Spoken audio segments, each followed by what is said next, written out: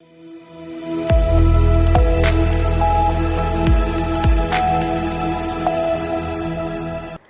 आप देख रहे हैं उत्तर प्रदेश बुलेटिन, जिसमें हम बात करेंगे उत्तर प्रदेश के तमाम जिलों से आ रही प्रमुख खबरों की। तो चलिए शुरू करते हैं खबरों का सिलसिला।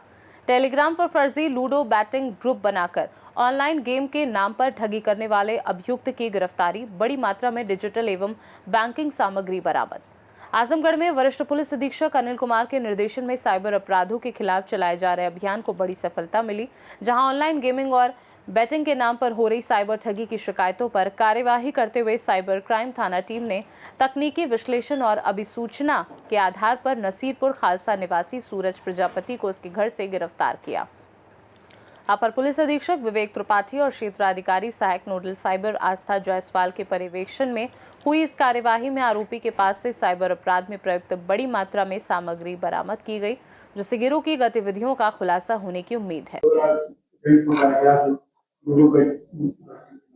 किस तरह से कार्रवाई हुई, क्या हमारी साइबर थाने की टीम को एक बड़ी सफलता हाथ लगी है। एक सूरज प्रजापति जो निजामाबाद का रहने वाला था, उसको गिरफ्तार किया गया है। इससे जब पूछताछ की गई तो ये तथ्य प्रकाश में आए हैं कि इसके द्वारा टेलीग्राम के माध्यम से लूडो बैटिंग गेमिंग से संबंधित कई सारे टेलीग्राम पर ग्रुप बनाकर लोगों को पैसे का लालच देकर उनसे गेमिंग खिलाया जाता था और उसका पैसा हड़प कर लिया जाता था। इसके पास से 7 अदद मोबाइल फोन, 16 अदद पासबुक, 15 चेकबुक, 44 एटीएम कार्ड, 2 मोहर, एक डायरी एवं कुछ अन्य वस्तुएं बरामद की गई हैं। इसके द्वारा कई लोगों से पैसा हड़प किया गया है गेमिंग खिलाने के नाम पर। एनसीआरपी पोर्टल पर कुल 13 शिकायतें इसके विरुद्ध ऑलरेडी दर्ज हैं और भी अन्य शिकायतें होने की संभावना है, जिनकी हमारे द्वारा जांच की जा रही है। इससे विस्तृत पूछताछ की जा रही है। वर्तमान में इसको हिरासत में लिया गया है। उससे आगे देखिए, एनसीआरपी पोर्टल पर ऑलरेडी दर्ज है और शिकायत होने की संभावना है, जिनको हम लोग जांच पड़ताल कर रहे हैं। ये कई अन्य आजमगढ़ की अन्य भी जगहों पे ये गेमिंग करता था। ये टेलीग्राम पर ग्रुप बनाता था और ग्रुप पर लोगों को गेमिंग खिलाने के नाम पर पैसे का लालच देकर और पैसे कमाने का लालच देकर पैसे हड़प कर लिया। इनके ग्रुप में अन्य सदस्य होने की पूरी संभावना है, जिसकी जांच पड़ताल हमारे द्वारा की जा रही है। इसकी भी विस्तृत जांच पड़ताल की जा रही है, कितनी धनराशि को अब तक ये हड़प चुका है। आजमगढ़ से सी न्यूज संवाददाता सीबी भास्कर की रिपोर्ट।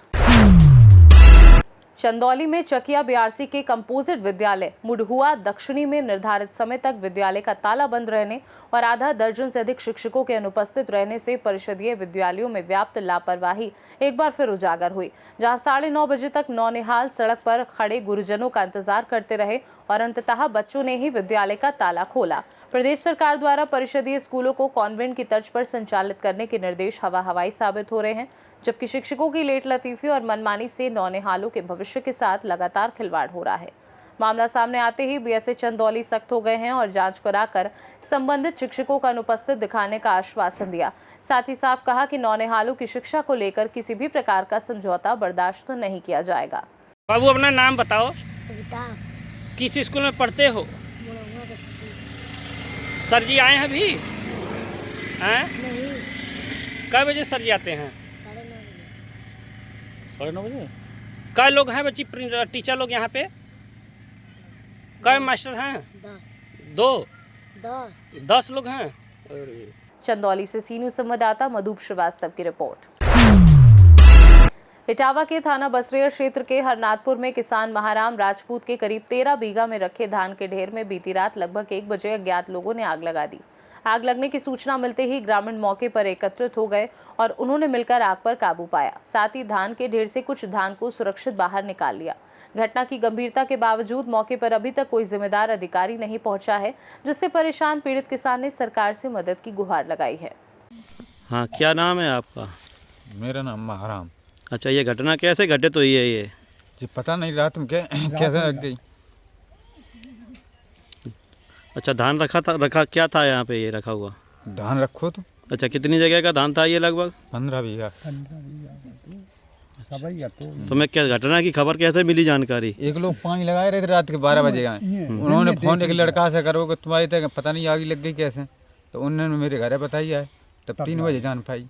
अच्छा, इसकी जानकारी आपने पुलिस प्रशासन या किसी को अधिकारी को दी? पुलिस ने गई थी। फिर क्या हुआ, पुलिस ने क्या एक्शन लिया है? पुलिस ने जो कही अब कोई है नहीं, फिर आयु नहीं देर बाद। अच्छा, और अधिकारियों को किसी को जानकारी दी आपने? लेखपाल था बुदई। अच्छा अच्छा अच्छा, वो घटना पे आए हैं या नहीं आए हैं अभी? अबे नहीं आए, उन्हें कई घंटा खान में आए। अच्छा। इटावा से सी न्यूज़ संवाददाता विशाल कुमार सक्सेना की रिपोर्ट। गाजियाबाद के थाना सिहानी गेट क्षेत्र के लोहिया नगर में ड्यूटी पर जा रही महिला सीमा पर उसके पति रमेश ने अपने एक साथी के साथ मिलकर ताबड़तोड़ चाकू से हमला कर दिया। हमले में महिला गंभीर रूप से घायल हो गई, जिसे तत्काल अस्पताल में भर्ती कराया गया। पीड़िता सीमा ने बताया कि उसके पति रमेश द्वारा उसे लंबे समय से जान से मारने की धमकियां दी जा रही थी। महिला और उसके पति के बीच बच्चों की कस्टडी को लेकर मामला पिछले 4 साल से कोर्ट में चल रहा है। इसी विवाद के चलते रमेश लगातार उसकी रैकी कर रहा था और उस पर केस वापस लेने का दबाव बना रहा था। सीमा का आरोप है कि धमकियों की जानकारी कई बार पुलिस को दी गई, लेकिन किसी तरह की कार्यवाही नहीं की गई। फिलहाल पुलिस ने मामला दर्ज कर जांच शुरू कर दी है, जबकि महिला की हालत गंभीर बनी हुई है। आज दिनांक 17/11/2025 को थाना सिहानी गेट पर सुबह 9 बजे के आसपास ये सूचना प्राप्त हुई कि हिंदी भवन के पास एक विवाहिता महिला को उसके पति के द्वारा चाकू मारकर घायल कर दिया गया है। इस सूचना के प्राप्त होने पर थाना सिहानी गेट पुलिस के द्वारा तुरंत मौके पर पहुंचकर पीड़िता को हॉस्पिटल उपचार हेतु पहुंचा दिया गया और परिवारजनों से तहरीर प्राप्त कर सुसंगत धाराओं में अभियोग पंजीकृत कर अग्रिम वैधानिक कार्रवाई की जा रही है। गाजियाबाद से सी न्यूज़ संवाददाता राजेंद्र चौधरी की रिपोर्ट। गाजियाबाद पुलिस कमिश्नरेट ने अपने कामकाज में पारदर्शिता, गति और जनता की सुविधा को प्राथमिकता देते हुए कमिश्नरेट कोर्ट से मॉनिटरिंग सिस्टम की शुरुआत की है, जो डेटा संचालित और जन केंद्रित पुलिसिंग को मजबूत बनाता है तथा न्यायिक प्रक्रियाओं को और अधिक सरल व सुलभ बनाता है। पुलिस आयुक्त के सिटीजन चार्टर के तहत चलाए जा रहे अभियानों में एफआईआर और पोस्टमार्टम रिपोर्ट की होम डिलीवरी जैसी सुविधाएं शामिल हैं, जिनके तहत अब तक 5631 एफआईआर लोगों के घरों तक पहुंचाई जा चुकी हैं। पुलिस का कहना है कि सीसीएमएस न्याय व्यवस्था में पारदर्शिता, जवाबदेही और नागरिक सुविधा को नए स्तर पर ले जाया जाएगा और इससे जनता का न्यायिक प्रक्रियाओं पर भरोसा और मजबूत होगा।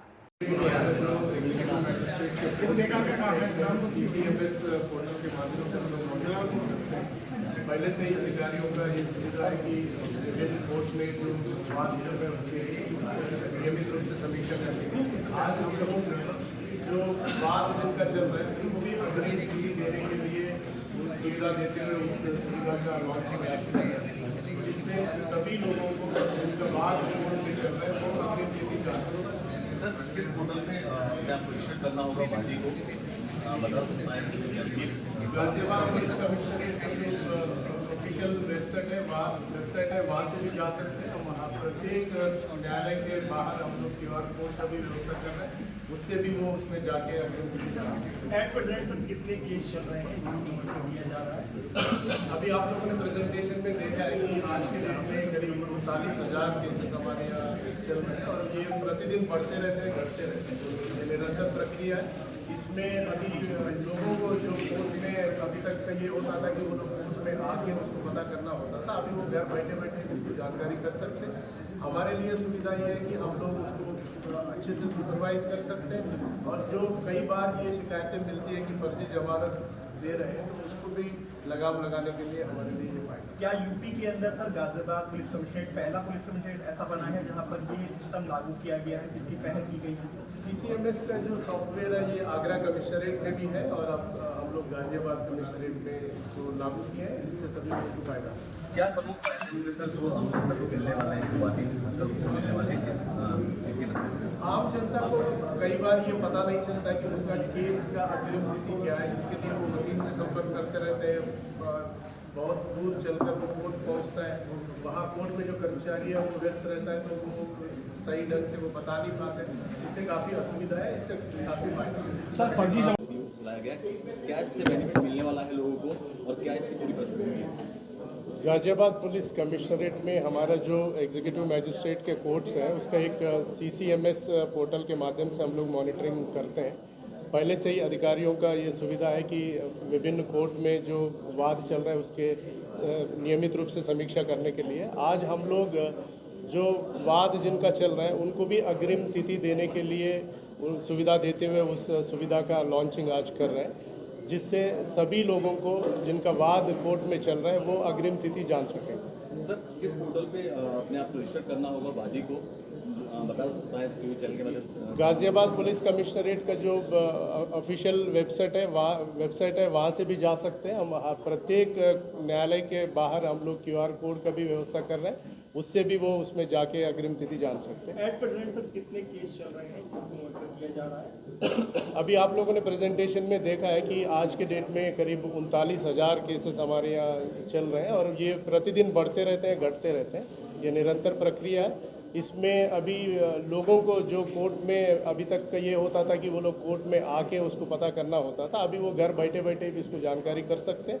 हमारे लिए सुविधा ये है कि हम लोग उसको अच्छे से सुपरवाइज कर सकते हैं और जो कई बार ये शिकायतें मिलती है कि फर्जी जमानत दे रहे हैं तो उसको भी लगाम लगाने के लिए हमारे लिए ये फ़ायदा है। क्या यूपी के अंदर सर गाजियाबाद पुलिस कमिश्नरेट पहला पुलिस कमिश्नरेट ऐसा बना है जहां पर ये सिस्टम लागू किया गया है जिसकी पहल की गई है? CCMS का जो सॉफ्टवेयर है ये आगरा कमिश्नरेट में भी है और अब हम लोग गाजियाबाद कमिश्नरेट में इसको लागू किए हैं, इससे सभी लोगों को फ़ायदा होगा। क्या प्रमुख फायदे होंगे सर जो आम जनता को मिलने वाले हैं, जो वादी खासकर उनको मिलने वाले हैं इस CCMS में?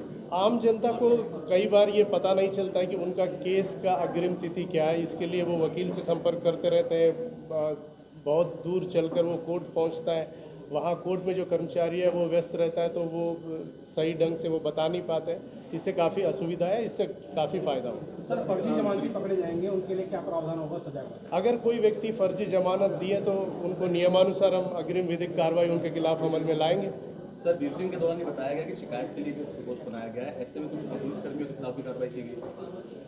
देखिए, आप सभी लोगों को याद होगा, हम लोगों ने सिटीजन चार्टर का जब लॉन्च किए थे, हम जन केंद्रित पुलिसिंग के जो नींव रोड मैप हम लोग आपके समक्ष रखे थे, उसमें हमारा बहुत महत्वपूर्ण अंग है फीडबैक सेल, जिसमें अभी आप लोगों ने देखा है कि करीब पासपोर्ट वेरिफिकेशन और कैरेक्टर वेरिफिकेशन, जो FIR करते हैं उनके फीडबैक लेना, या जन शिकायत प्रकोष्ठ में जो लोग एप्लीकेंट्स आते हैं उनके फीडबैक में करीब 56,231 लोगों का फीडबैक लिए हैं। इतने हजारों लोगों के फीडबैक में मात्र 39 लोगों ने नेगेटिव फीडबैक दिया। उनके 39 लोगों के खिलाफ हम लोगों ने दंडात्मक कार्रवाई की है। ये मैं गाजियाबाद जनता के जो जागरूकता के प्रति मैं आभार व्यक्त करना चाहता हूँ। इसके वजह से जो एक सुशासन का और एक ट्रांसपेरेंसी का ये परिचय गाजियाबाद की जनता ने दिया। हम लोग हमारे फीडबैक सेल से जब भी किसी को भी कॉल जाता है तो हम निवेदन करते हैं कि सही उत्तर दें ताकि हम व्यवस्था को सुधारने में मदद करें। गाजियाबाद से सीनू संवाददाता राजेंद्र चौधरी की रिपोर्ट। यूपी बुलेटिन में फिलहाल के लिए इतना ही। देश दुनिया की बाकी खबरों को जानने के लिए देखते रहिए सी न्यूज़ भारत।